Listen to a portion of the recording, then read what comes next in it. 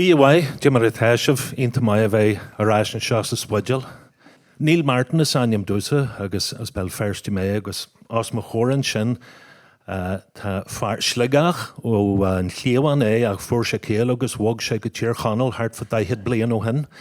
agus Clú agus Kyler mar idiler noia go hairi le buttons and bows, ta she ceol Jofa le daihid blian in shillam,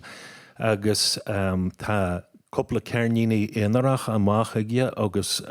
ceannach go hannig amach couple of bliana hin an Irish viola, so tíh muid an idil tá smacht ar an viola aige fásta. Séamus McGuire.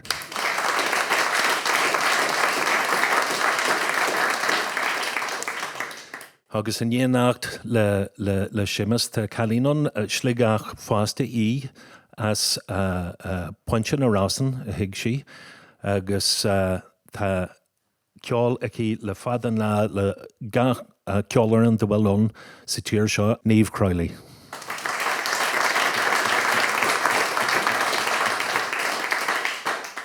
Agus taobh lomsa fear círeach cé go bhfuil se chur faoi thart formáile clíon a leithanta seo, agus Shannon sé an violin leis an Irish Chamber Orchestra, agus ibrion sé mar learthóir agus chorann sé ceol agus stúrann sé ceol de scaftí leathan daoine ina másc dulóras ó réir dain agus daoine eile, agus lád an tail nuair a bhí sé ina seascadí bhí sé mar I know. Vishimar the Tralee Foxtrot dancing champion of the over 60s.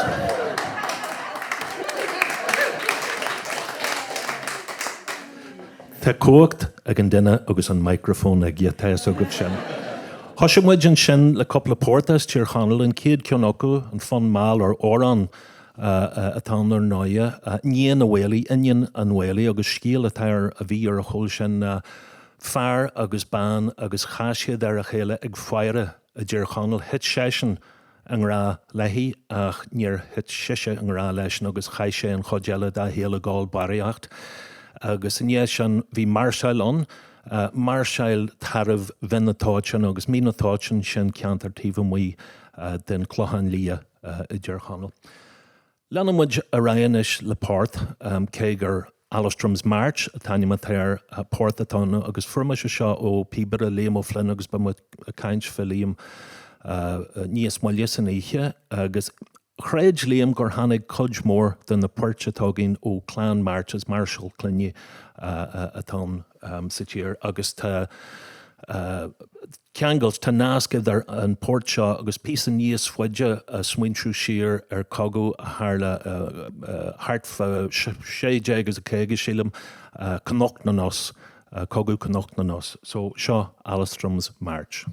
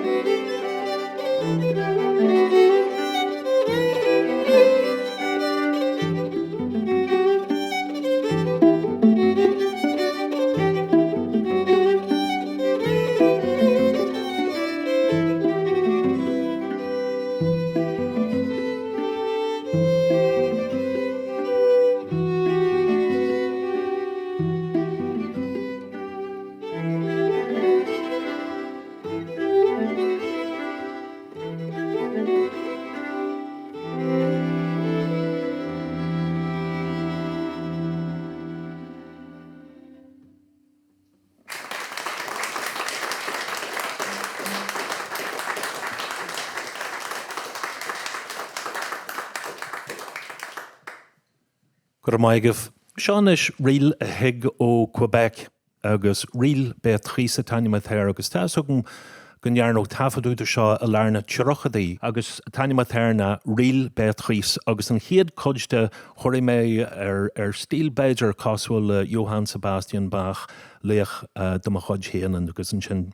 tuig sé isteach an a riil ní é sin. Riil Beatrice.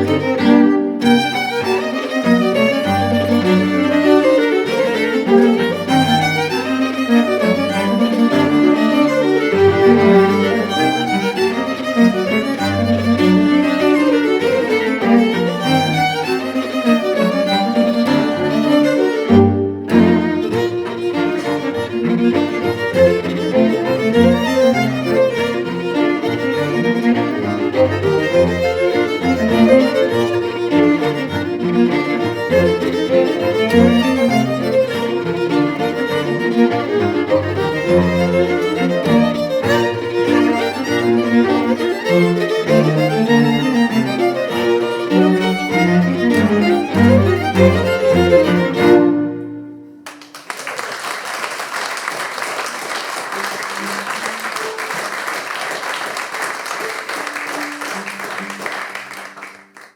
maigah seach mbliana hin chailmuid fear mór ceol fear ionta tábhachtach in san tíir seo mí hola sulahain. Agus inéad á buasa ail chuir mé an chiad rud eile seo agus se fun agus dúil mór ag míhall ón.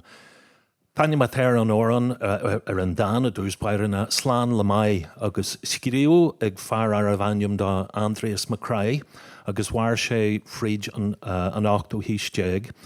Agus curúach den Pariste bhí sé curfaí hartfa limneach agus curúach den Pariste de Harbh gurú baraíocht sima ige a gcúsaí álainn agus na mrá. Agus scríú sé an dáin seo dáin fada galanta fan na rudaí a chrónaíonn sé agus é an mhuiad an Pariste fan na crin fan na hón fan na daoine atá na séir léchra dá chuid agus Dan galanta atá agus seo a choir mé in memoriam mí hála sulahain. Slán le mai.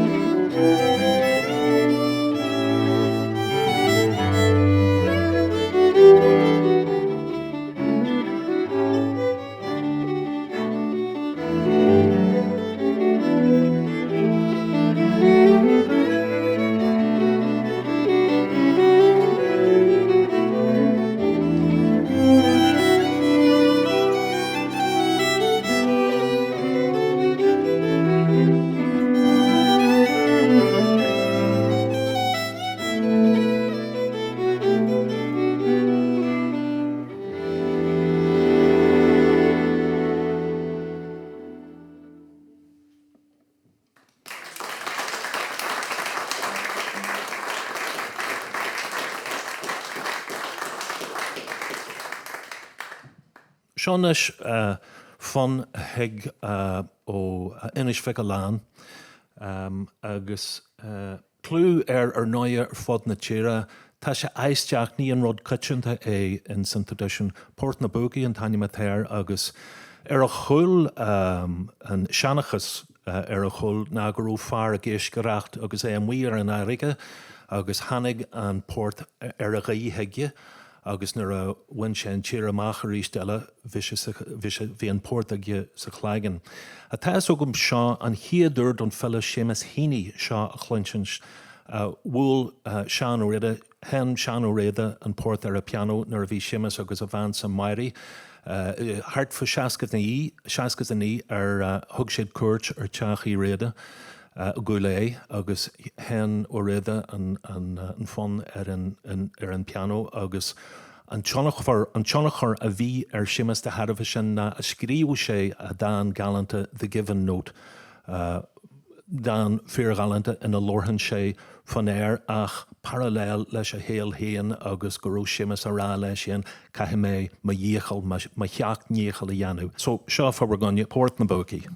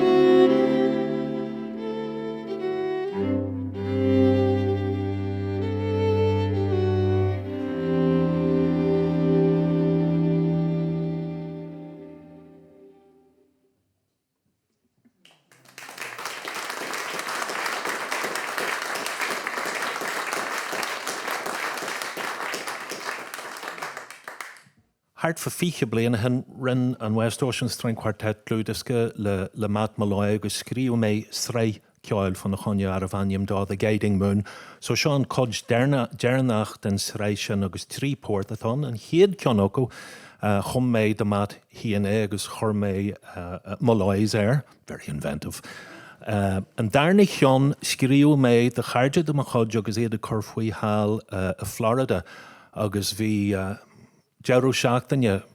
ionta mai agin hís New Orleans, so scríú mé an darna port fan na chonne Níl agus Nancy Falúnan, Tanya Matharhu, agus chur mé Falúns Frolics sin, agus an tríú port scríú mé doma inhéan is sinne. Mewa, nuair a bhí siise in a pláiste scallywag ceart a bhí intí. Agus hilma dhéine go raibh sé chun maiid lena bheith an a scallywag gur banraíonn na scallywags a bhí intí. Agus an teidir le thar an tíriú fort ná the Queen of the Scales.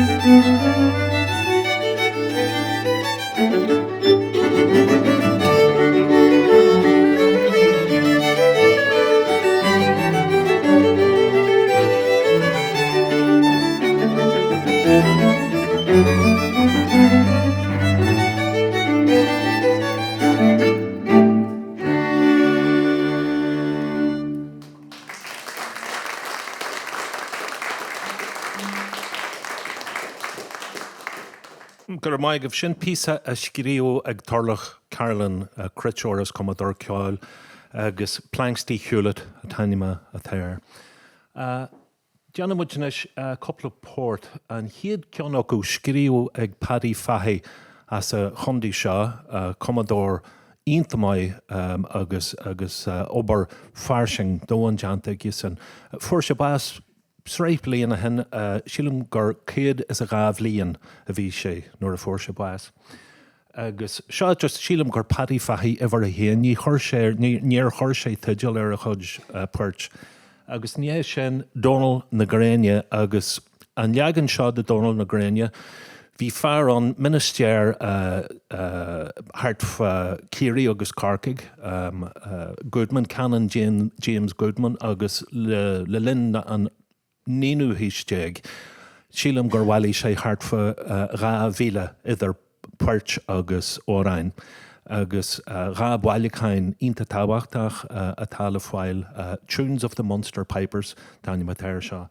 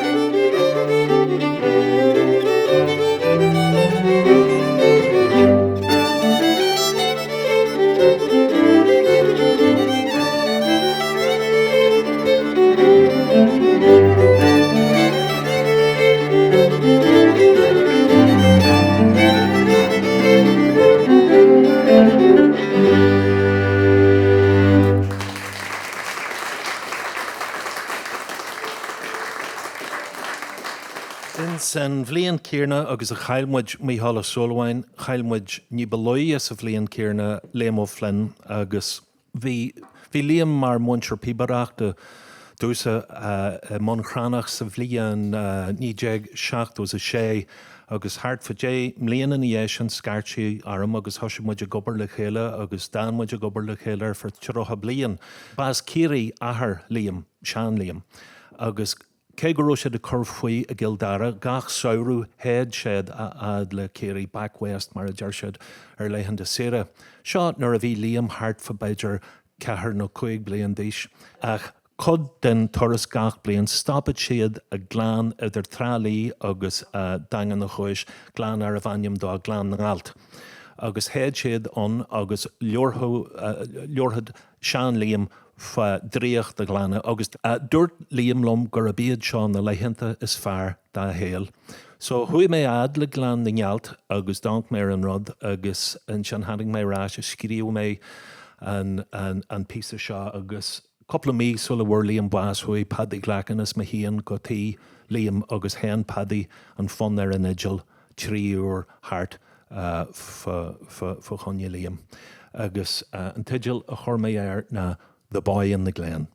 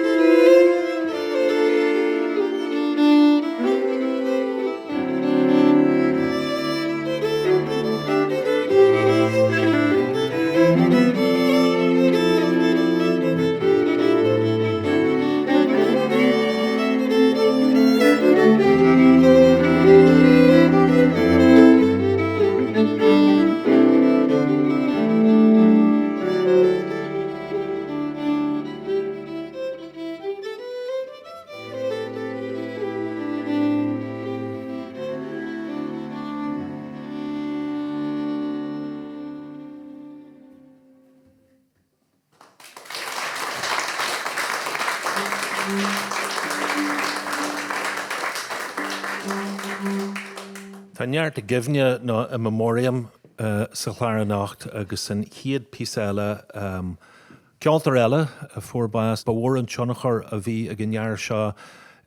an gitar a geolta de bás tíróin é Artie McGlynn agus seo a níl chimhne Artie McGlynn, The Mountains of Pomeroy.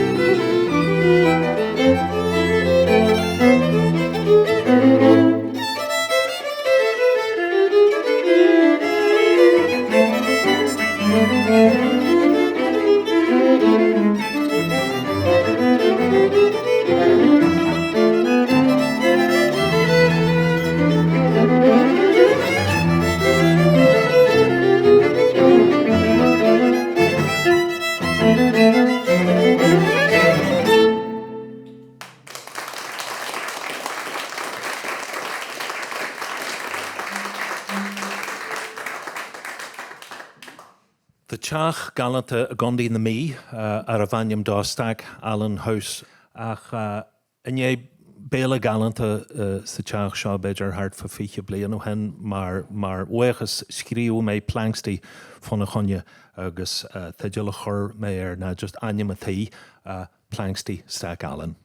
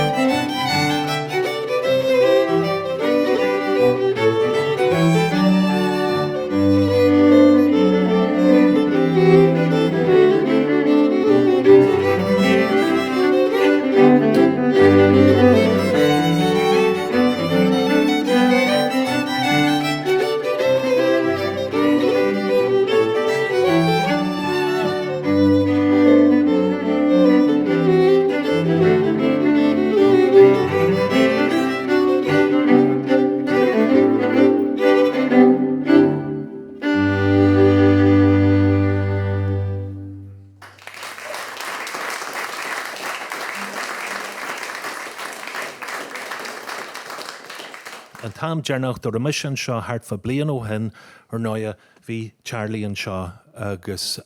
farinta mór ceáil ar náia agus an méid comodarachta idir na láha a gifriide héal dáchreidir fad agus hí béla galanta agam leis tíomh muon sin dáchreidir na bhfuil se linn go fáil.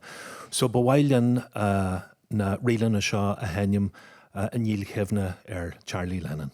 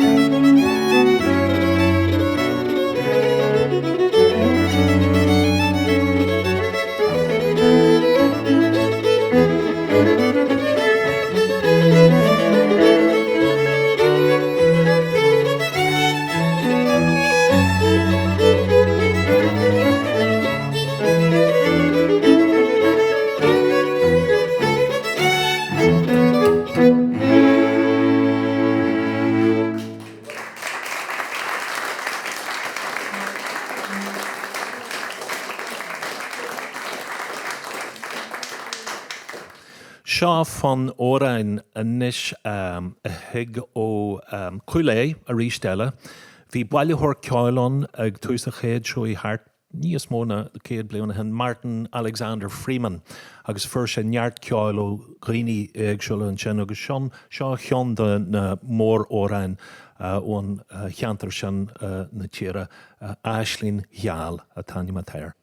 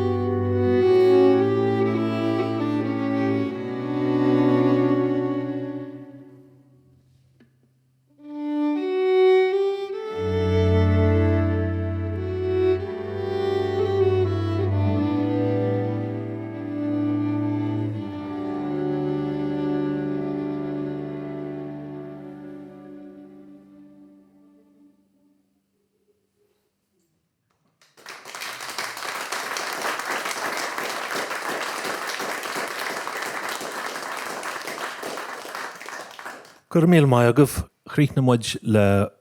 pórt a sciú mé beidir 5 bliain déag hen fearóg a bhí a chur faoi sa chundaí seo. Joseph Brown ar a bhainneam Dawson fearbach de for bás a bhádró lua agus seo The Humours of Nacht Míl.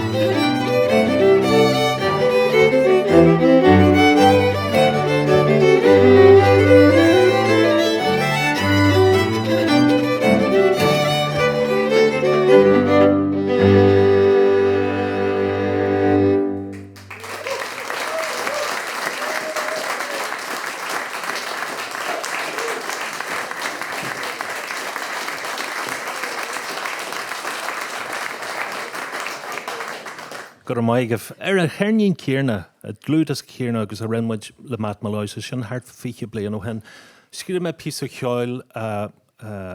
inné gréan graf de éan a gail agus tógó ó an stáisiún spás idir náisiúnta agus haró scamal ar bí ar éan go déireach mar atá sinis agus ní hairlíonn sin rómhannig ach bhí chuma a réon graf go ró rud ionta suaimhneach chuas a spéir agus go ró déis na spáistearí smuintiú agus liganst do smuintí éagsúil a teachtas deach sa chláigean. So a tuideal a chur mé na A Space for Dreaming. Agus seo rud seo an chéad rion de chCUAN Quartet a thuí suas go dtí an stáisiún idirnáisiúnta stáisiún spás idirnáisiúnta hí kind of virtual ceangailt ná relationship agamsa le astronaut agus an taine a bhí ar hí ná Katie Coleman agus ceoltar amateurachaí agus hon scéal fada Jana Gerridge fur mé seáló riamh post fan na conne agus chur mé an track seo Fríd NASA suas go dtí an stáisiún spás idirnáisiúnta agus maidin amháin hanig mé go dtí an rihuara a gang Fríd rudaí agus bhí freagra an ó an stáisiún spás idirnáisiúnta a dhéana cruinneachta mar a hairlíonn sin agus dúirt Katie Coleman in sa riamh post ó le a thulsa chur a bhhaid níos mó ceol thugamsa de bhar chuid. So higlaat ará gur Ceol and West Ocean String Quartet, it's out of this world. So seo le sibh a chur go suaimhneach chun na bhalla gur míle maigh A Space for Dreaming.